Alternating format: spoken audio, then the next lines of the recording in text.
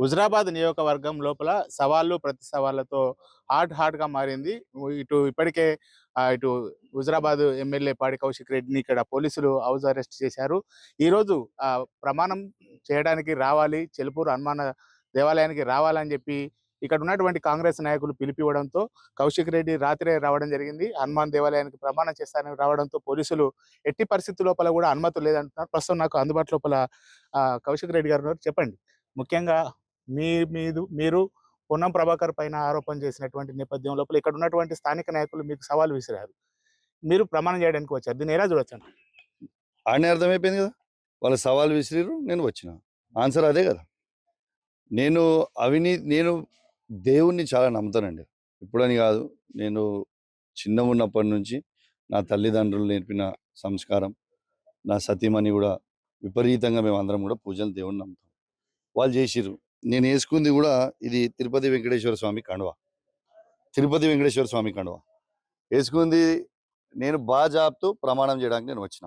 ఎందుకంటే నాకు నిజాయితీ ఉంది కాబట్టి నేను భయపడలేను. ఇలా పొన్నం ప్రభాకర్ గారిని ఫ్లై యాష్ స్కామ్ కింద 100 కోట్ల రూపాయలు ఆయన తిన్నాడు అనేది నేను బాజాబ్తో రెడ్ హ్యాండెడ్గా లారీలు పట్టుకొని ఒక శాసనసభ్యునిగా నేను ప్రూవ్ చేసిన. రేపు అపోలో తిరుపతి వెంకటేశ్వర స్వామి టెంపుల్కి పొన్నం ప్రభాకర్ గారు రావాలి. ఆయన నిజాయితీ యావత్ తెలంగాణ ప్రజలకి ప్రూవ్ చేసుకోవాలి. రాకపోతే మీ క్లారిటీ చెప్తున్నా, రాకపోతే ఆయన అవినీతి చేసినట్టే కదా. It's all proven. ఇంకేముంటుంది అంటే ఇప్పుడు పొన్నం ప్రభాకర్ గారిని మీరు సవాల్ విసిరారు. దాన్ని డైవర్ట్ చేయడానికి ఇక్కడ ఉన్నటువంటి లోకల్ కాంగ్రెస్ నాయకులు మీకు సవాల్ విసిరారా? 100%. పొన్నం ప్రభాకర్ నేను వీలు విసిరిరని నేను అనుకుంటలేను. ఈ సవాల్ విసిరింది పొన్నం ప్రభాకర్ గారు. ఆయన విసిరిన సవాల్కి నేను స్వీకరించి నేను వచ్చిన. నేను పోతా అన్న తర్వాత ఇట్లా పోలీసు వాళ్ళని పెట్టినాను ఎందుకు ఆపుతున్నట్టు? ఇప్పుడు నేను పోతాడికి నేను ప్రమాణం చేస్తా అంటున్నాను, నన్ను ఎందుకు ఆపుతున్నట్టు? నన్ను ఆపొద్దు కదా. మీ ఉదాహరణ ఈటల రాజేందర్ గారు ప్రతిపక్ష ఎమ్మెల్యేగా ఉన్నప్పుడు మేము బీఆర్ఎస్ గవర్నమెంట్ ఉన్న రోజు నేను కూడా సవాల్ విసిరినా కానీ ఎవరిని అరెస్ట్ చేయలేము. మేము బాజాబ్తు హుజరాబాద్ చౌరస్తాకి మేము పోయినాం.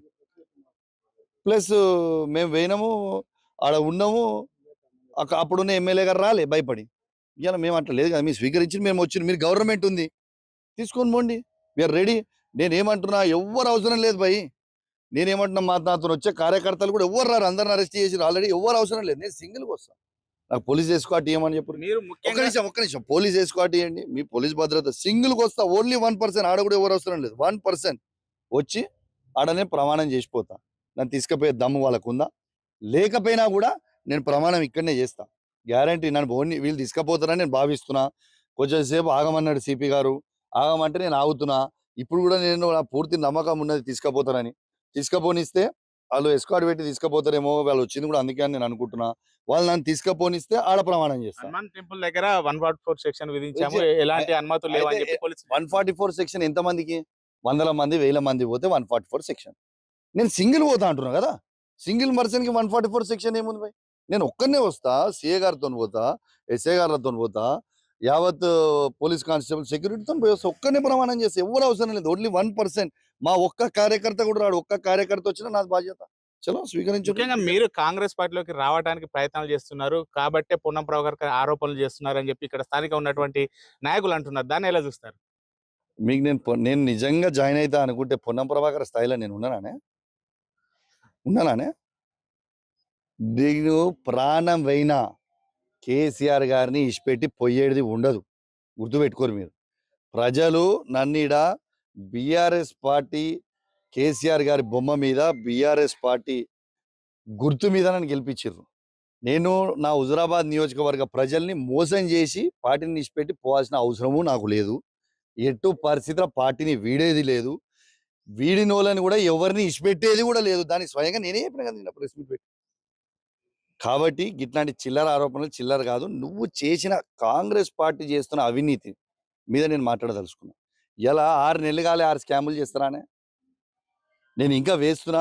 దయచేసి నేను సిపి గారితో కూడా ఇంతకుముందు మాట్లాడా. దయచేసి అనుమతి. చివరిగా మీకు అనుమతి ఇవ్వకపోతే మీరు ఏం చేశారు? హనుమాన్ టెంపుల్ నేను ఇంకా అనుమతి ఇస్తారని సిపి గారు కొంచెం ఆగండి దయచేసి అని అంటే నేను ఆగుతున్నా గౌరవంగా. నేను చట్టానికి లోబడి ఉండి వాళ్ళు ఆగమంటే నేను ఆగుతున్నా. No problem.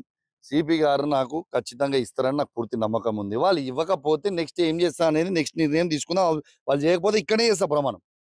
ఇదే గుడిగా భావిస్తా. Thank you. మొత్తానికైతే తాను సవాల్ విసరడంతో సవాలు స్వీకరించి హైదరాబాద్ నుంచి ఇక్కడికి రావడం జరిగింది. ఎట్టి పరిస్థితి లోపల ప్రమాణం చేస్తానని చెప్పి చెప్తున్నారు. ఒకవేళ పోలీసులు అనుమతి ఇవ్వకపోతే తన ఇంటి వద్దనే ఈ తడి బట్టలతో స్నానం చేసి రెడీ ఉన్నాను, ఇదే బట్టలతో ఇక్కడ ప్రమాణం చేస్తాను దేవుడి పైన, నేను నిరూపించుకుంటానని చెప్పి కౌశిక్ రెడ్డి చెప్తున్నటువంటి పరిస్థితి కనబడుతుంది. కెమెరా పర్సన్ అంజితో శ్రీనివాస్, బిగ్ టీవీ, వినవంక నుండి. For more videos like this, subscribe Big TV channel.